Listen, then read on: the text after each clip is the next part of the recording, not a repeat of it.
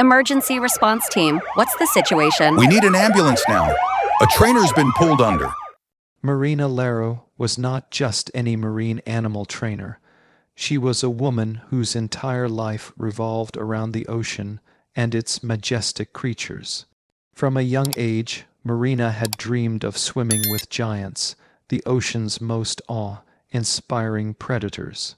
She dedicated years of her life training alongside some of the most formidable marine animals in the world.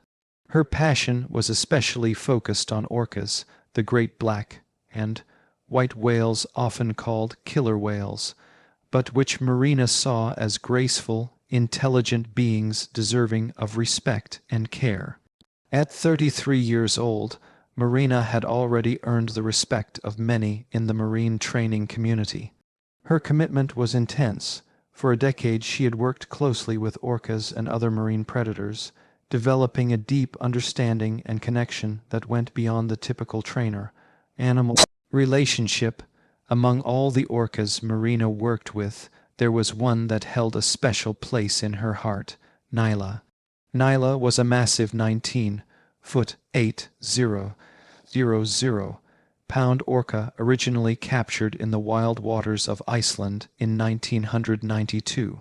She was known as a star performer at Ocean World Orlando, dazzling audiences with her size, power, and grace. Yet what set Nyla apart was the unique bond she shared with Marina. Their relationship was described by colleagues as magical and unbreakable, a rare trust between human and whale that allowed Marina to do things with Nyla that no other trainer could. During performances, their coordinated stunts looked like a beautifully choreographed dance. Audiences would cheer as Marina was lifted and spun by Nyla, showcasing the orca's power and the deep trust between them. Despite this, Nyla had a history that was not widely known outside the trainer community. While she was a show star, Nyla also displayed moments of aggression and frustration that had been quietly dismissed as normal for a wild animal kept in captivity. Trainers noticed small warning signs like snapping at the water, tail slapping, and brief lapses in obedience, but these incidents were routinely overlooked or explained away to maintain the park's image. Nyla's aggressive behaviors were subtle at first. She might ignore hand signals during training, snap her jaws, or display frustration through sudden lunges or tail slaps.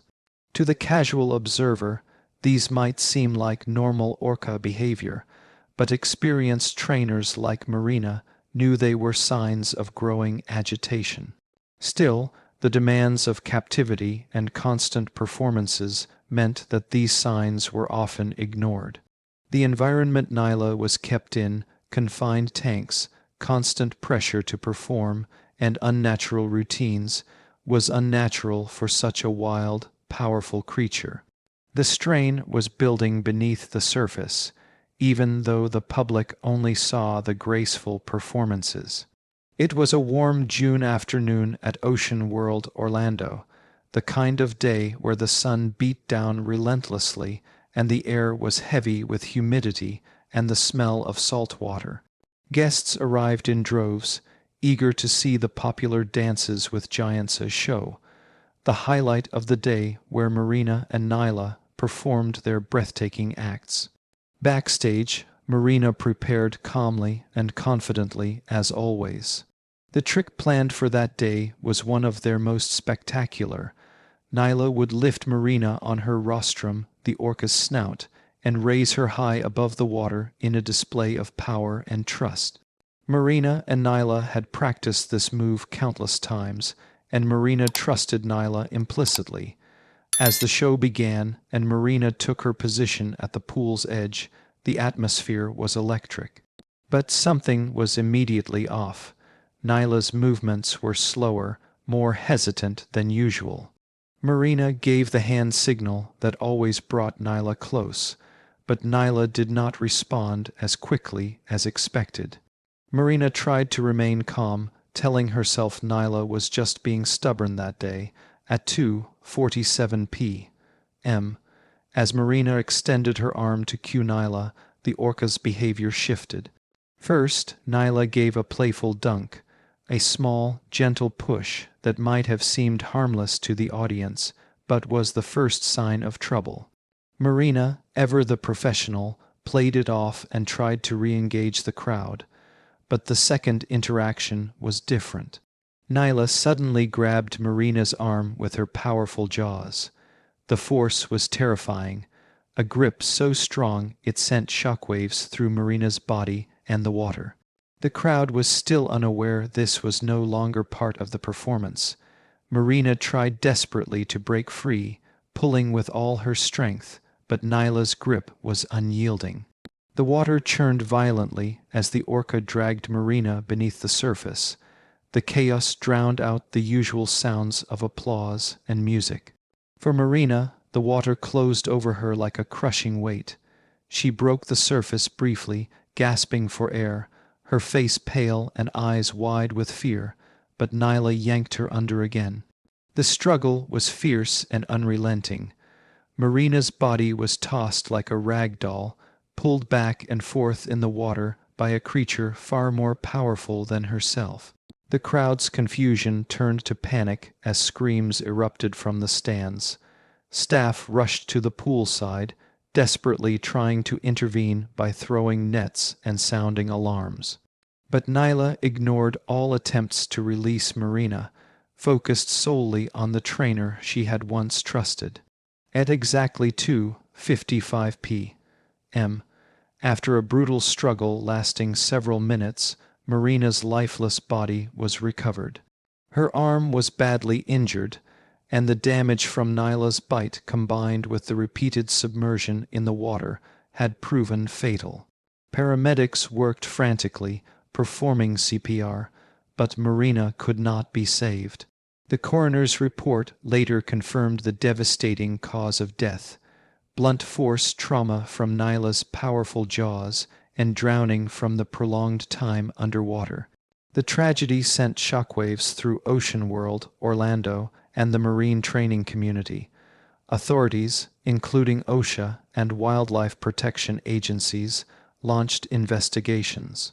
They uncovered disturbing patterns in Nyla's behavior, a history of aggression and disobedience that had been ignored for years to protect the park's image. Behind the scenes, trainers whispered about Nyla's unpredictable and dangerous moments, but management had brushed these concerns aside. The death of Marina Lysaro exposed a harsh reality. The system of keeping wild orcas in captivity under constant pressure to perform was inherently flawed and dangerous.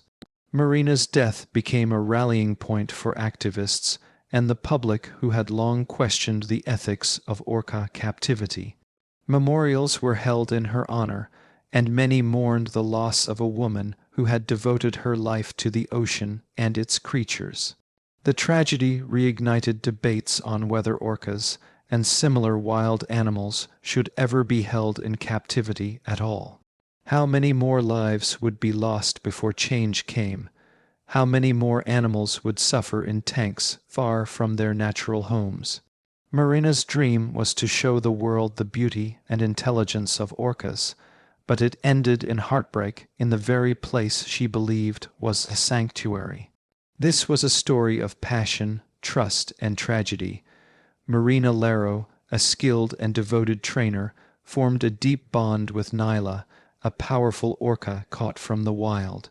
Despite years of warning signs, the pressures and conditions of captivity eventually led to a catastrophic breakdown in that bond.